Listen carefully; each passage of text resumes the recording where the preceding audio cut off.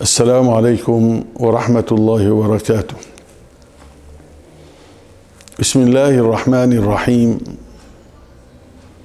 الحمد لله والصلاة والسلام الأتمان الأكملان على سيدنا وحبيبنا وقرة أعيننا سيدنا محمد رسول الله وعلى آله وصحبه ومن والاه. أما بعد، فيا أيها الإخوة الكرام،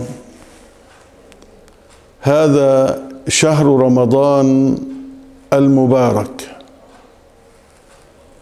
انقضت أيامه ورفعت فيه الأعمال إلى الله عز وجل من الصائمين، ومن الصائمين الظالم والمظلوم.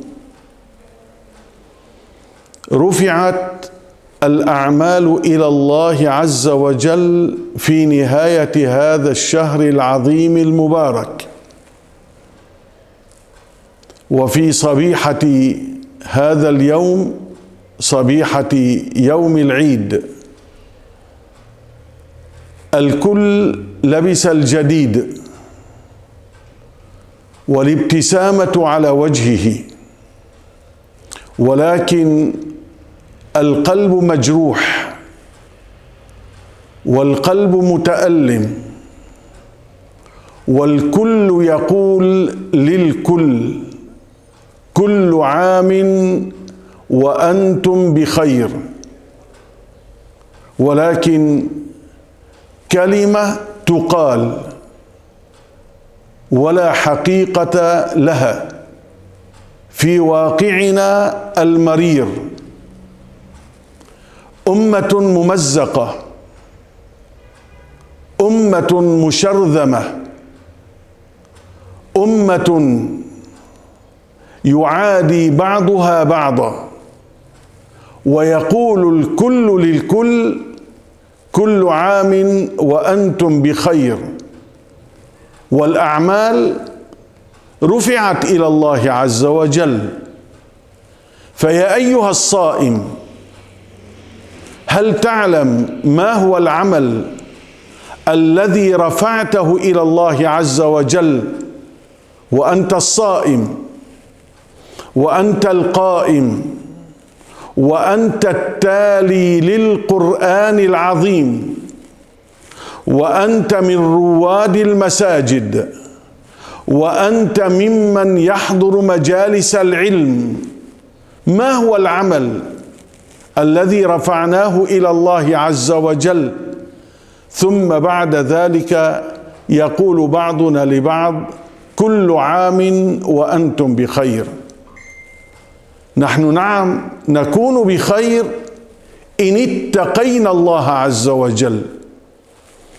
الصيام كما قال مولانا سبحانه وتعالى: كتب عليكم الصيام كما كتب على الذين من قبلكم لعلكم تتقون. فهل نحن دخلنا في مقام التقوى؟ هل اتقينا الله بألسنتنا؟ هل اتقينا الله بأيدينا؟ بل أقول: هل اتقينا الله بقلوبنا؟ أي خير نحن فيه إذا كانت التقوى بعيدة عنا كل البعد. لذلك يا إخوتي، والله ما ينبغي علينا أن نخادع أنفسنا وأن نظن أننا صمنا وصلينا وقرأنا القرآن وختمنا الختمات المتعددة من القرآن العظيم. ما ينبغي أن نخدع أو أن نخادع أنفسنا. أين أثر هذه العبادات فينا؟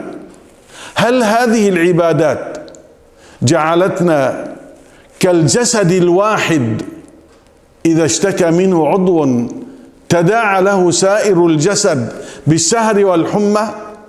ونحن نرى مع صيامنا وقيامنا وتلاوتنا للقرآن الكريم تداعت علينا الأمم، وخاصة أبناء القردة والخنازير. هل نحن بخير يا إخوتي حتى يقول أحدنا للآخر كل عام وأنتم بخير، وقلبه مجروح وقلبه مكلوم وقلبه حزين؟ أي خير نحن فينا؟ لذلك أناشدكم الله أن نراجع الحسابات فيما بيننا وبين أنفسنا. إذا انقضى شهر رمضان المبارك فربنا عز وجل حي لا يموت. إن لم نصطلح مع الله حقيقة في شهر رمضان فعلينا أن نصطلح مع الله عز وجل بعد شهر رمضان، أن تكون الأمة كالجسد الواحد، لا يفسق بعضهم بعضا ولا يبدع بعضهم بعضا، بل لا يكفر بعضهم بعضا. علينا أن نتقي الله عز وجل، وأن تكون آثار الطاعة ظهرت على جوارحنا بأخلاقنا فيما بين بعضنا البعض. أين نحن من قوله تبارك وتعالى محمد صلى الله عليه وسلم محمد رسول الله والذين معه أشداء على الكفار رحماء بينهم. هل هذا وصفنا؟ والله إن كان هذا وصفنا فنعم، أقول كل عام وكل نفس والأمة كلها بخير. أما إذا كان هذا ليس بوصفنا، أرجو الله أن يردنا إلى دينه ردا جميلا. والسلام عليكم ورحمة الله وبركاته.